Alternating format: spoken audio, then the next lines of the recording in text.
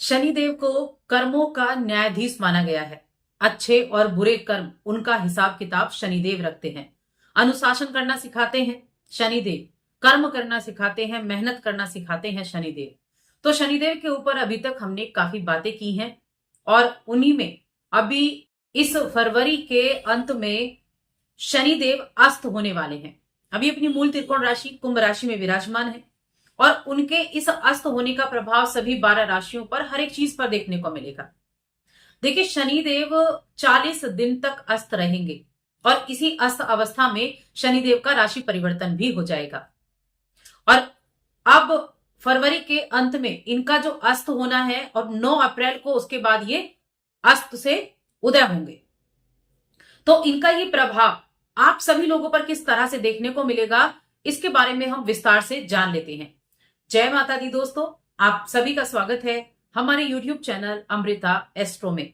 और आज की इस वीडियो में मैं बात कर रही हूं सभी 12 राशियों के लिए शनि के अस्त होने के प्रभाव के बारे में। सबसे पहली चीज तो देखिए, शनि को जो न्याय का कारक, कर्म का फल देने वाला कहा गया है, तो ये समझ जाइए कि शनि के अच्छे कर्म, यानी शनि आपकी कुंडली में अच्छा हो चाहे शनि का प्रभाव बुरा हो, अब उन सभी में आपको प्रभाव देखने को मिलेगा।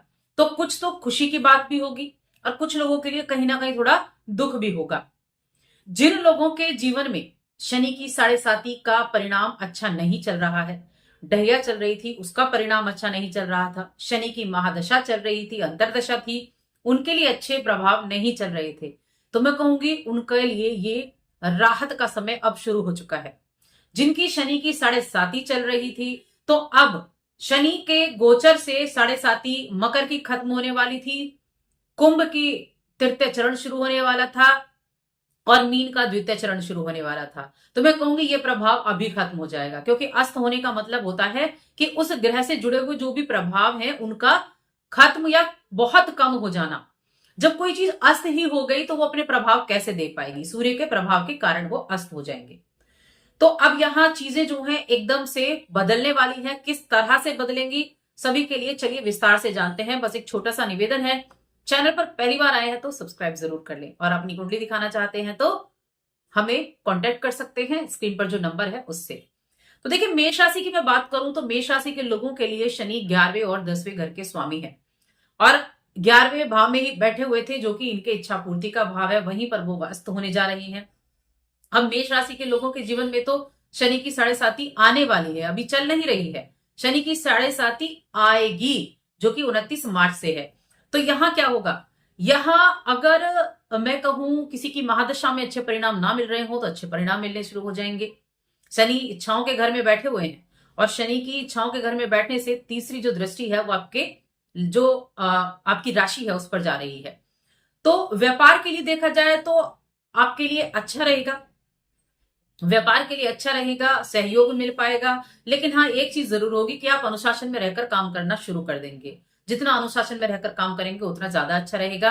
आपके द्वारा किए गए प्रयासों में आपको सफलता प्राप्त होगी और कहीं यात्रा भी आप कर सकते हैं। इस दौरान कोई लंबी दूरी की यात्रा आपकी हो सकती है। जीवन में कुछ बदलाव आपको जरूर देखने को मिलेंगे। बड़े चेंजेस अब आने आपके जीवन में शुरू हो जाएंगे, वो चाहे आपके जीवन के किसी भी क्षेत्र से क्यों ना हो, चाहे रिश्तों के मामले हो, बिजनेस के मामले हो, करियर से जुड़ा हुआ हो या स्वास्थ्य का यहाँ बात हो।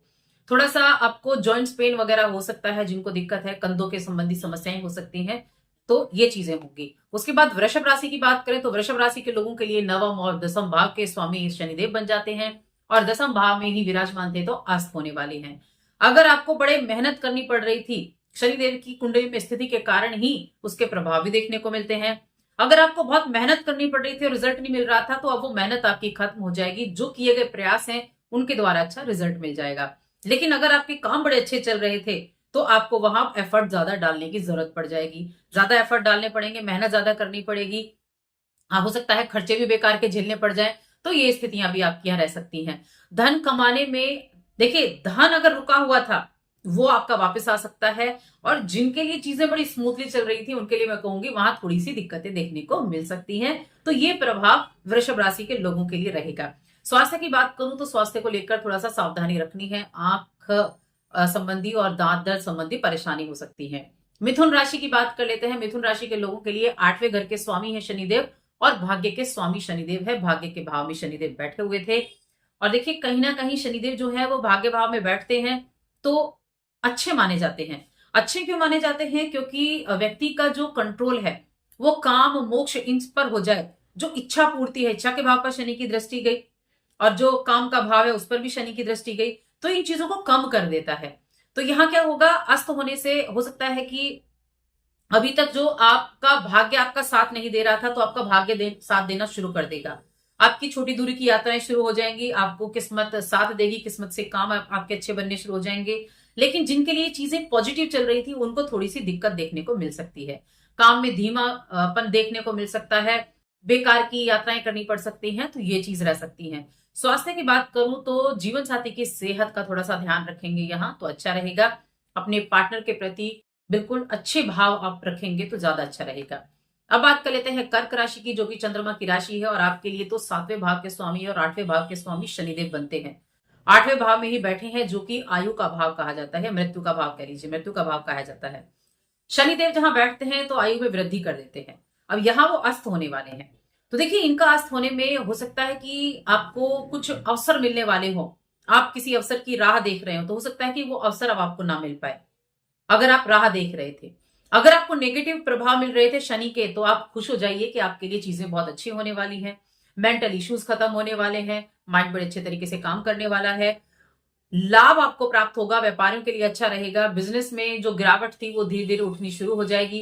लेकिन जिन लोगों के लिए अच्छा था उन लोगों के लिए मैं कहूंगी थोड़ा सा उनमें मंदी देखने को मिलेगी कामकाज में। लापरवाही बिल्कुल भी ना करें, लापरवाही का नतीजा वरना आपको भोगना पड़ सकता है। प्रेम जीवन की बात करें तो प्रेम जीवन में मिले जुले प्रभाव देखने को मिलेंगे, तो थोड़ा सा ध्यान रखें। और यहाँ भी स्वास्थ्य के लिए देखिए आंखों संबंधी कुछ दिक्कत देखने को मिल सकती है, आंखों में जलन हो गई या इस तरह की दिक्कतें देखने को मिल सकती हैं। ओवरऑल कहें तो पॉजिटिव थे तो वहां थोड़ी आपको थोड़े एफर्ट ज्यादा करने पड़ेंगे। और अगर नेगेटिव प्रभाव चल रहे थे ना शनि की महादशा अंतरदशा चल रही थी, तो वहां शनि के उस प्रभाव में आपको बहुत राहत देखने को मिलेगी। काम एकदम से आप देखेंगे कि चीजें एफर्ट डाल तो काफी दिनों से रहे थे लेकिन अब रिजल्ट मिलना शुरू हो गया है, तो ऐसी चीजें रहेंगी। सिंह राशि की बात कर लेते हैं। सिंह राशि के लोगों के लिए 6ठे और 7वें घर के स्वामी शनिदेव होते हैं और 7वें घर में ही विराजमान है, जो व्यापार का, दैनिक खर्चों का, पार्टनरशिप का है। अब यहां ये अस्त हो जाएंगे। देखिए अस्त होने से एक तो थोड़ा सा क्या रहेगा कि जिन लोगों का आप दिल जीतना चाह रहे थे, जिन लोगों के आप बहुत नजदीक थे, हो सकता है वहां एफर्ट अब और ज्यादा लगाने पड़ जाए। लेकिन व्यापार की मात्रा देखी जाए तो व्यापार में चीजें अच्छी रहेंगी और जिन लोगों की अच्छी नहीं थी उन लोगों के लिए बहुत अच्छा रहेगा। अगर आपने कोई कंपटीशन दिया है और आप रिजल्ट की बात देख रहे हैं तो हो सकता है वहां आपको आपकी मेहनत आपने बहुत की हो, या अगर आपने कम मेहनत की है तो अच्छे रिजल्ट मिले, मेहनत बहुत की है तब भी मैं कहूंगी अच्छे रिजल्ट मिलेंगे। तो सिंह राशि के जातकों के लिए शनि के इस अस्त होने से काफी अच्छे प्रभाव देखने को मिलने वाले हैं। बस थोड़ा सा ध्यान कहाँ रखना है, प्रेम जीवन के मामले में और वैवाहिक जीवन के मामले में अपनी बातों को सही तरीके से रखना है, सीधा संपर्क आपको बनाकर रखना है, रिश्तों में थोड़ी सावधानी रखनी है। बाकी जो आपके प्रतिद्वंदी हैं उनके लिए उनको आप अच्छी खासी टक्कर दे पाएंगे। स्वास्थ्य के मामले में देखा जाए तो यात्राएं रहेंगी और यात्रा के दौरान अगर कुछ आप स्वास्थ्य पैरों में दर्द वगैरह ऐसी समस्याएं आपको हो सकती हैं। कन्या राशि की बात कर लेते हैं। कन्या राशि के लोगों के लिए 5वें और 6ठे घर के स्वामी शनिदेव बनते हैं। 6ठे घर में विराजमान थे। 6ठा घर होता है रोग रिपु ऋण का, और 6ठे घर में शनिदेव की उपस्थिति अच्छी मानी जाती है क्योंकि 6, 8, 12 में शनि हो, 3, 6, 11 में शनि हो तो बहुत ही अच्छे रिजल्ट देते हैं 3, 6, 11 में। तो यहाँ जो 6ठे भाव में अस्त होंगे तो यहाँ चीजें क्या होंगी, अगर आपको किसी चीज को लेकर तनाव था, आपने कर्जा बहुत कर लिया था, तो मैं कहूंगी वहां चीजें ठीक होने वाली हैं, तनाव दूर हो जाएगा, कर्जे को चुकाने के लिए राहें खुलनी शुरू हो जाएंगी। अब करियर की बात करें तो अगर आप बहुत अधिक प्रयास कर रहे थे, काम नहीं बन पा रहे थे, तो आप देखिए यहां से स्थितियां जो बदलने वाली हैं, आपके किए गए प्रयासों का रिजल्ट आपको मिलना शुरू हो जाएगा। और अगर आपके काम बड़े अच्छे चल रहे थे तो मैं कहूंगी अब एफर्ट डालने आपको ज्यादा पड़ेंगे, तब जाकर काम बनेगा। खर्चे जरूर बढ़ सकते हैं, थोड़ा से खर्चे आपको देखने को मिलेंगे, अपनी हर एक जिम्मेदारी को बखूबी आप निभाएंगे तो अच्छा रहेगा। प्रेम जीवन में थोड़ी सी बहसबाजी हो सकती है, तो इन परिस्थितियों से बचने के लिए वाद विवाद से दूरी बनाकर रखनी होगी। हेल्थ की बात करें तो संतान को लेकर थोड़ी सी दिक्कत हो सकती है, संतान का स्वास्थ्य थोड़ा आपको परेशान कर सकता है, जिसके लिए खर्चा भी हो सकता है। उपाय मैं वीडियो के अंत में बताऊंगी जो आपको करने हैं। तुला राशि की बात कर लेते हैं। तुला राशि के लिए चौथे और पांचवें भाव के स्वामी शनिदेव हैं, पंचम भाव में विराजमान है, जो शिक्षा का है, संतान का है, पूर्व जन्मों का है, और साथ में आपके लिए पंचम भाव में यहाँ इनका होना, तो अपने जो भविष्य है उसको लेकर थोड़ी चिंता मन में रह सकती है।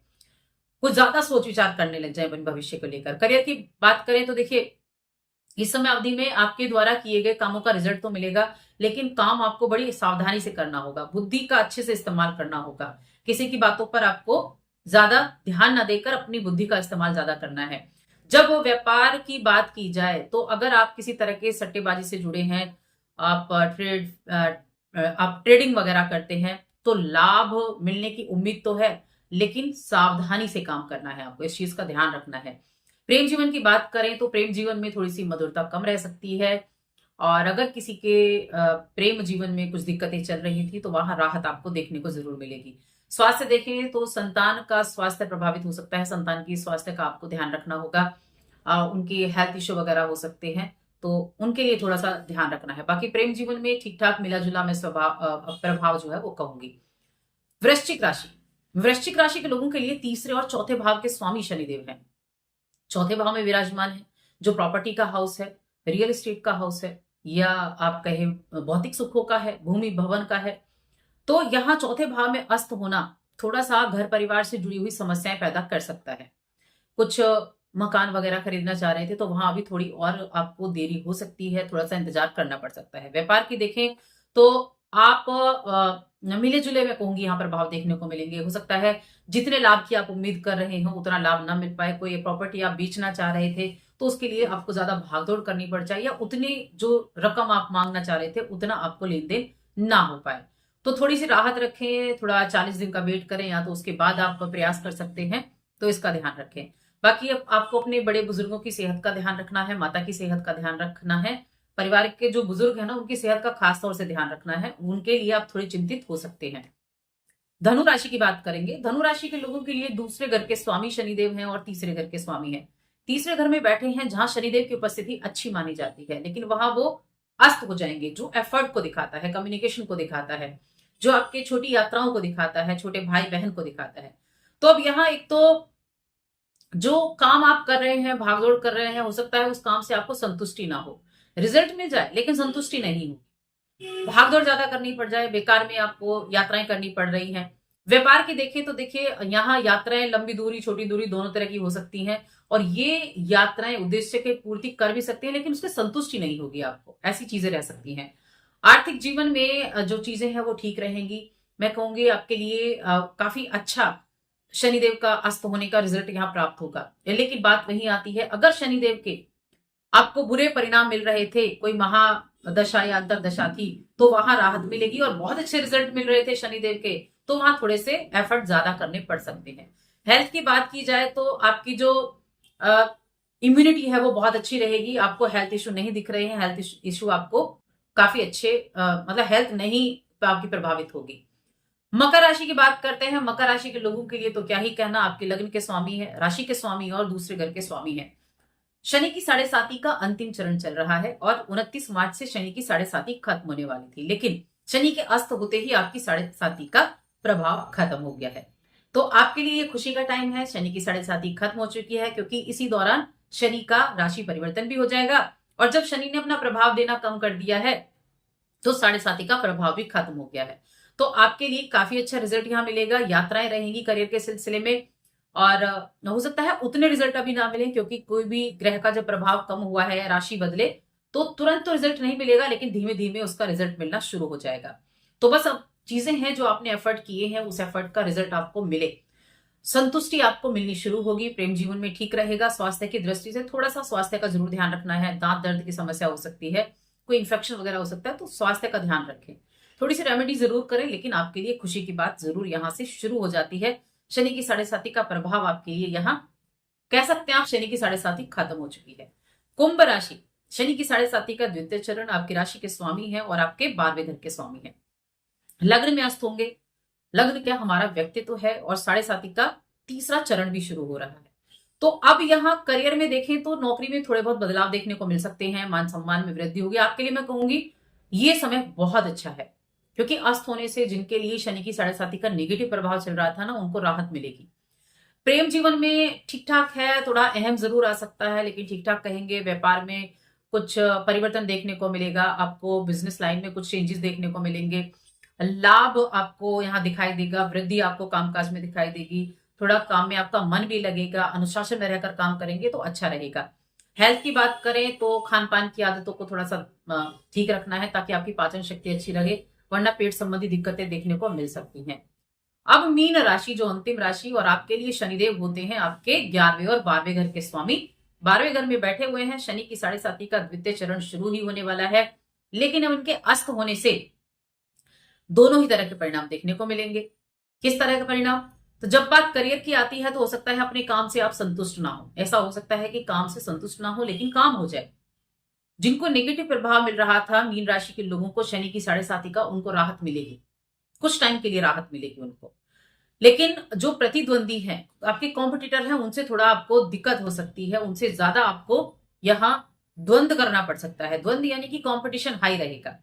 लापरवाही बिल्कुल ना करें, लापरवाही थोड़ा नुकसान कर सकती है। प्रेम जीवन में बात करें तो अपने पार्टनर के साथ अच्छे संबंध बनाकर रखें, बातचीत में कोई कम्युनिकेशन गैप ना रखें, इस चीज का ध्यान रखें। दोनों में जितनी बातचीत रहेगी उतना ज्यादा अच्छा रहेगा। स्वास्थ्य की बात करें तो पैरों में दर्द की समस्या रह सकती है, और थोड़ा सा इम्यूनिटी भी वीक हो सकती है, रोग प्रतिरोधक क्षमता ये वीक हो सकती है। तो खाने पीने की चीजों का ध्यान रखें। और देखिए, आपके लिए जो 12वें घर के स्वामी भी हैं, तो थोड़े खर्चे आपको बढ़ते हुए दिख सकते हैं, लेकिन जितना अधिक आप एफर्ट करेंगे उसका रिजल्ट आपको मिलेगा, और उसका रिजल्ट आपको जरूर मिलेगा। ये 40 दिन थोड़ा सा राहत भरे दिन भी मैं आपके लिए कह सकती हूँ, काफी राहत भरे दिन होंगे। तो अपने कामों में जो आप एफर्ट कर रहे थे ना, उनको उसके जरिए लाभ भी प्राप्त इस समय अवधि में हो सकता है। अब उपाय की बात कर लेते हैं कि क्या उपाय आपको इस समय अवधि में करने चाहिए। तो देखिए, सभी के लिए सबसे पहले तो एक उपाय, हनुमान चालीसा का पाठ, गरीबों का दान, जो सभी राशि के जातक कर सकते हैं।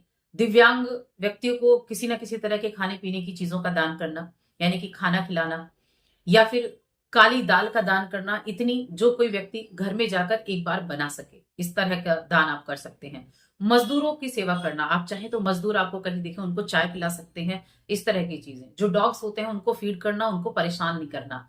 तो ये कुछ ऐसे उपाय हैं जो शनिदेव के लिए हमेशा कारगर साबित होते हैं। और इसके अलावा शनिदेव के मंत्र का भी जप कर सकते हैं, ओम शं शनिश्चराय नमः। और उन सबसे बड़ा उपाय है महादेव की आराधना। तो आप कोई भी उपाय कर सकते हैं, लेकिन ये सबके लिए बहुत अच्छे उपाय साबित होते हैं। तो बस आज की इस वीडियो में इतना ही। वीडियो थोड़ी सी लंबी जरूर हो गई है, लेकिन वीडियो कैसी लगी कमेंट करके जरूर बताएं। जय माता दी।